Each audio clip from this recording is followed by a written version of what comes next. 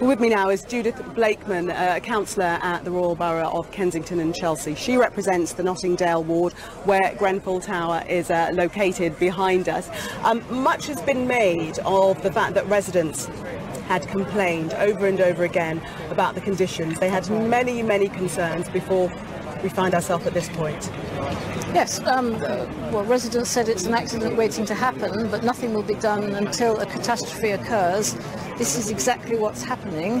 There was a Residents' Association meeting last night, and they said that maybe this one-off tragic event may finally persuade the council and the tenant management organisation to talk to us. But their major complaint at the moment, local residents who live in the neighbouring blocks, particularly those who've been evacuated from their homes, is that they're getting no communication whatsoever from the council or the tenant management organisation. Now, we've just been visited by a young woman and her 12-year-old daughter, and they saw the fire, they witnessed deaths happening in front of their eyes. They're completely traumatised. A letter was hand-delivered to them this morning from the TMO, and it's alleging antisocial behaviour on the part of their dog. I mean, I cannot understand how the TMO can stoop to such a level as to deliver that to a traumatised young family who saw everything and who have no idea what's going on. I mean, that's outrageous. Has any attempt been made to contact them, to alert them to the fact that that's highly insensitive and we've only just seen it just 5 minutes ago. 5 minutes ago. No, I'm going to be taking it up when I get back to my office. It's unbelievable.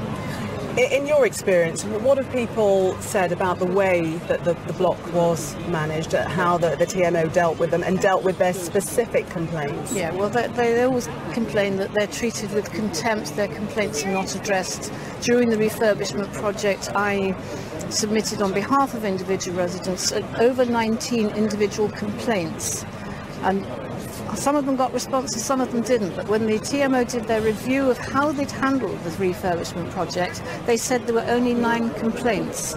Now, I know other residents submitted lots of complaints. I did over 19. To say that in their own review says that it was a complete whitewash.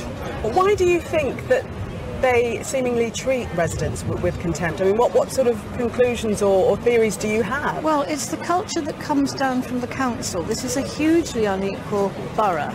The council is wonderful to property developers and their rich people, and they're trying to get rid of their social housing tenants. They want to regenerate the next door estate, and they will only allow about 50% of the people who live there under their rules back into the new estate. The rest is going to be market housing for private sale.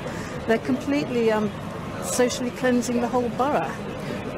But we know, and there have been many reports, that the cladding that was used, that was for aesthetic reasons, to make the block more palatable to neighbouring people in the area. Well, it's to suit the new academy and the new leisure centre. Grenfell Tower is looking rather scruffy. So they told us that the cladding was for aesthetic purposes, but also for insulation. And at that point, when you were told that it was for aesthetic purposes and insulation, is that something that residents welcomed, or were there more pressing issues that they would have rather been addressed first? Many more pressing issues. The main problem was the new boiler units that were going to be installed. Residents was told they were going to be put in the same place as the old boiler units, but when the work started, the vast majority of them were put in the hallway. Some of them extended into the doorway, and residents said, well, that's a fire hazard. How do we get out with this thing sticking out? And they were inspected, and they said, well, it's only 2 inches, it's only 3 inches, there's no problem there. And of course this made a complete mess of their hallways. Give us a time span. I mean, how long had people been complaining about safety issues? Well, it really started in a big way in 2013, when there was a huge power surge to the tower. It knocked out all the electrical appliances in the first 10 floors of the block. Residents were given only £200 compensation, even though they'd lost everything. We were told at the time there was a full investigation, it wasn't going to happen again, the block was perfectly safe. Then throughout the refurbishment period, people were complaining about health and safety, particularly the way some of the work was carried out, because the contractor's debris was everywhere, particularly in the stairwell, which is the only fire escape. And then after that, National Grid came in and started putting in new gas pipes in the stairwell, which were not boxed in. And I'm told by a number of people that they believe that those exploded during the fire, because they saw a lot of blue light as opposed to the red.